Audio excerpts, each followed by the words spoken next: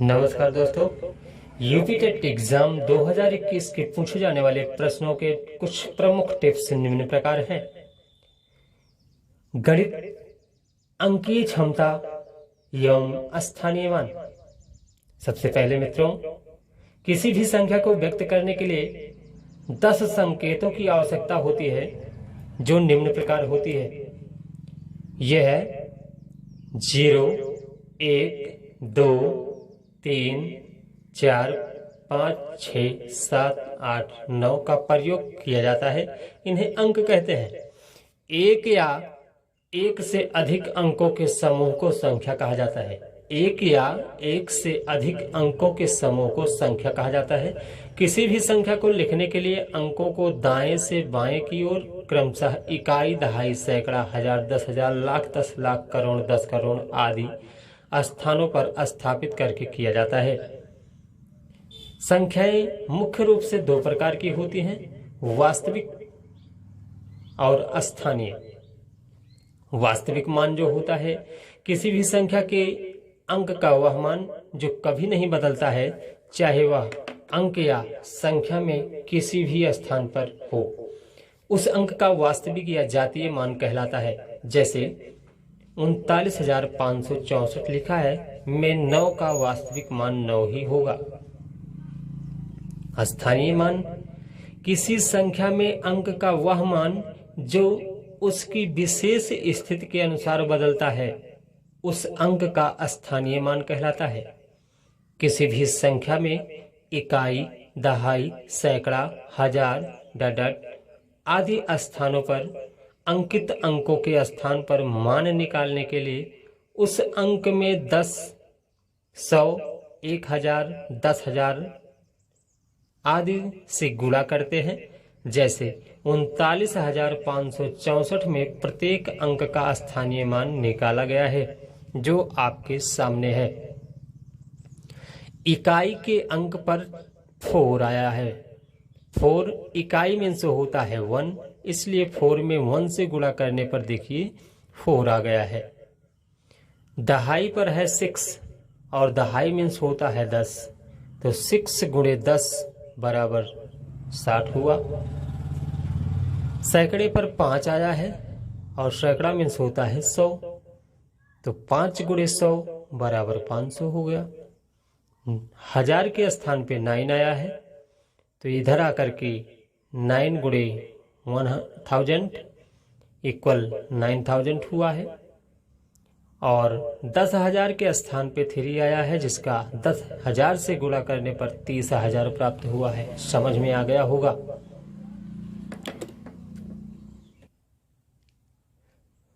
पूर्ण संख्या। पूर्ण संख्या यदि प्राकृतिक संख्याओं में शून्य को भी शामिल कर दिया जाए, तब ये संख्याएं पूर्ण संख्याएं कहलाती हैं। जैसे 0, 1, 2, 3, 4 इन्फिनिटी, ऐसी संख्याओं को पूर्ण संख्या कहते हैं। फिर आती है पूर्णांक संख्याएं। वे सभी संख्याएं जिनमें ऋणात्मक संख्याओं को धनात्मक संख्याओं के साथ शामिल किया जाता है, पूर्णांक संख्याएं कहलाती हैं। यानी कि 0 सेंट्रल पॉइंट होगा और 0 के लेफ्ट हैंड पर माइनस संख्याएं रहेंगी और राइट हैंड पर प्लस की संख्याएं होंगी। इन्हें ही दिखाया जाता है, इसी को पूर्णांक संख्याएं कहते हैं। फिर इसके बाद आता है सम संख्याएं। वे सभी संख्याएं जो 2 से पूर्ण रूप से विभाजित हो जाती हैं, उन्हें सम संख्या कहते हैं। जिसका शेषफल 0 आए, सम संख्याएं होती हैं। जैसे 2, 4, 6, 8, 10, 12। नेक्स्ट विषम संख्याएं। वे सभी संख्याएं जो 2 से पूर्ण रूप से विभाजित नहीं होती हैं, अर्थात जिनका शेषफल शून्य ना हो, विषम संख्याएं कहलाते हैं। जैसे 1, 3, 5, 7, 9। अगला है भाज्य संख्याएं। वे संख्याएं जो एक व स्वयं के अतिरिक्त कम से कम किसी एक संख्या और संख्या से विभाजित हों, भाज्य संख्याएं कहलाती हैं। जैसे 4, 6, 9, 10, 25 आदि। अभाज्य संख्याएं। वे सभी संख्याएं जो एक व स्वयं के अतिरिक्त किसी भी अन्य अंक से विभाजित ना हो, भाज्य संख्या अभाज्य संख्याएं कहलाती हैं। जैसे 2, 3, 5, 7 आदि। परिमेय संख्या वे सभी संख्याएं जो p/q यानी भिन्न के रूप में लिखी जाती हैं, परिमेय संख्याएं कहलाती हैं। जैसे 3/8, 11/13, 9/11 etc। अपरिमेय संख्याएं वे सभी संख्याएं जिन्हें p/q भिन्न के रूप में नहीं लिखा जाता है, अपरिमेय संख्याएं कहलाती हैं। जैसे √3, √5, √7 etc। इसी नियम से संबंधित कुछ प्रश्न मैं आपके सामने रख रहा हूं, आप लोग भी ध्यान दीजिएगा प्रश्न पर। 5 अंकीय सबसे बड़ी संख्या और 6 अंकीय सबसे छोटी संख्या का अंतर क्या होगा? 5 क्वेश्चन है। 5 अंकीय सबसे बड़ी संख्या और 6 अंकीय सबसे छोटी संख्या का अंतर क्या होगा? तो मेरे भाई 5 अंक की सबसे बड़ी संख्या 99,999 होती है और 6 अंक की सबसे छोटी संख्या 1,00,000 होती है। अब दोनों में अंतर निकालना है। अंतर निकालने का मतलब होता है घटाना। तो जो संख्या आपको बड़ी दिखाई दे उसको ऊपर लिख लीजिए और जो छोटी हो उसको नीचे लिख लीजिए, दोनों को घटा दीजिए। तो 1,00,000 में से 99,999 घटाने पे 1 आया है। उम्मीद है कि समझ में जरूर आया होगा ये क्वेश्चन। अगला है संख्या इतना लिखा हुआ है कि प्रत्येक 8 के स्थानीय मानों का अंतर क्या होगा? प्रत्येक 8, जैसे ये कहता कि प्रत्येक संख्या का स्थानीय मान क्या होता, तब हमको सबका निकालना पड़ता। लेकिन इसमें केवल 8 के लिए कह रहा है, तो हम पहले देखते हैं 8 किस किस स्थान पर है।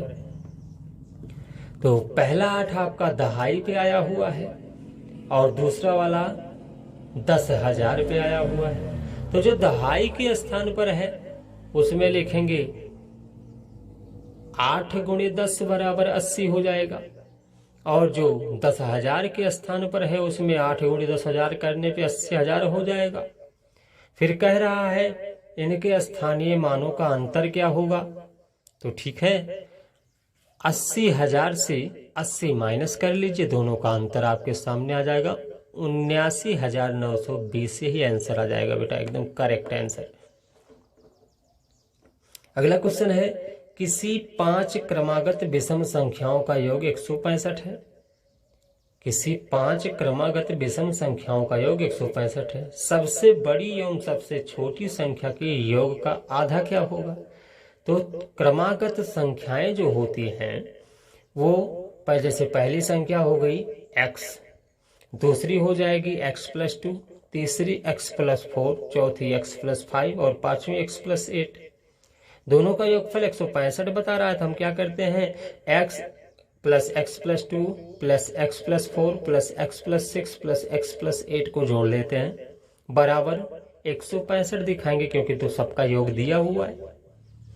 अब इसमें क्या करना है, x x x जहां जहां आए हुए हैं सबको एक साथ कर लीजिए। देखिए वो 1 2 3 4 5 बार है तो 5x हो गया, प्लस अब जो अंकीय संख्याएं हैं 8 6 4 2 इनको जोड़ लीजिए, 20 हो गया, बराबर 165।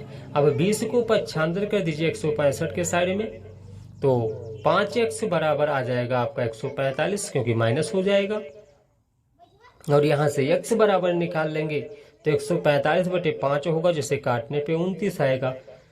तो ये आपका तो योगफल निकल गया, यानी x का मान आ गया 29। पहली संख्या आपकी 29 हो गई। और सबसे छोटी एवं सबसे बड़ी संख्याएं क्या होंगी यही बताना है आपको। तो सबसे छोटी संख्या 29 हो गई और सबसे बड़ी संख्या आपकी x + 8 वाला है, तो इसमें x के स्थान पर 29 रख करके 8 जोड़ दीजिएगा। 29 + 8 = 37 कह रहा है। दोनों के योगफल का आधा क्या होगा, तो 29 और बड़ी संख्या है 37, दोनों को जोड़ लीजिए और आधा कर दीजिए। 29 और 37 जोड़ने पे 66 हुआ है, जिसे आधा करने पे 33 प्राप्त हुआ है। इस प्रकार से ये क्वेश्चन लगाने में बहुत आनंद आता है बेटा, लेकिन नियम आपको पता होना चाहिए। धन्यवाद।